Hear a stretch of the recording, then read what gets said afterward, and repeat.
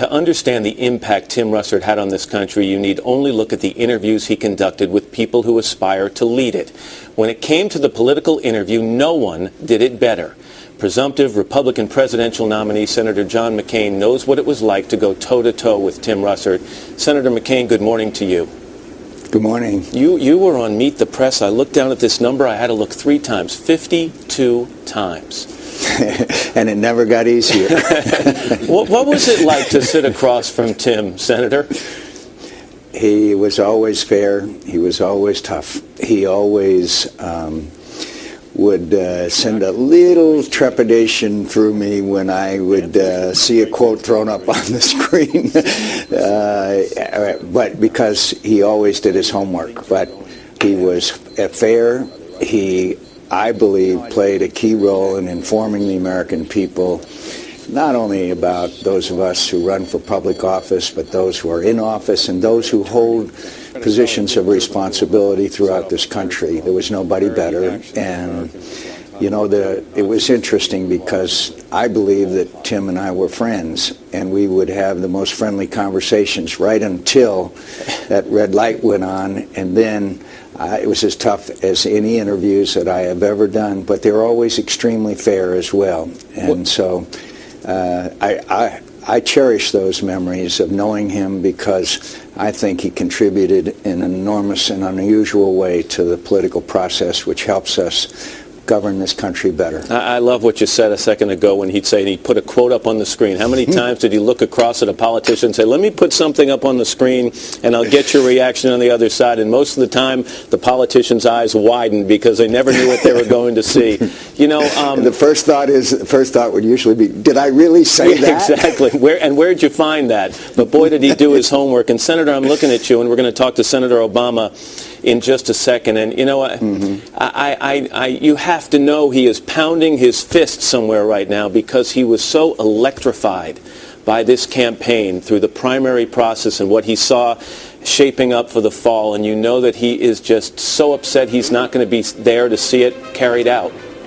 I think he'll be watching us, and my love to Maureen and especially to young Luke, one of the great young men I've had the privilege of knowing, like grandfather, like son, like grandson. Senator John McCain. Senator, again, thanks for sharing your time and your thoughts with us this morning. I really appreciate it. Thank you. Senator Barack Obama, the presumptive Democratic nominee for president, is also a veteran of the Russert interview. Senator, good morning to you. Good morning, Matt. Was it a make-or-break occasion when you'd show up for Meet the Press? Well, let me put it this way. We prepared a lot more for Meet the Press. We made sure that we had covered our bases before I went on that show. I remember the first time I interviewed him was during the 2004 convention, which was one of my first times appearing in the national press.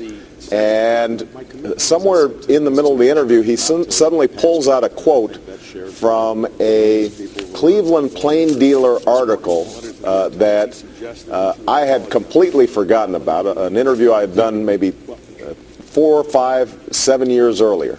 And it talked about how I had complained about all the big money access at these Democratic conventions, except, of course, now I was the keynote speaker. And it showed me he had the best research on television, but we also talked football afterwards. He was just a terrific interview. You know, it occurs to me, Senator, that you've done so many interviews, not only with Tim, but with so many other reporters along the campaign trail, and I wonder if you even know, at least here at NBC, how many of the times that I asked you a question or someone else here at NBC asked you a question that it was actually suggested by Tim Russert. We turned to him as a resource time and time again.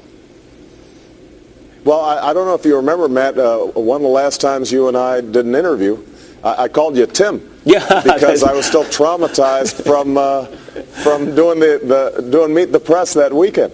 Yeah. I was still thinking about him. But, he loved politics.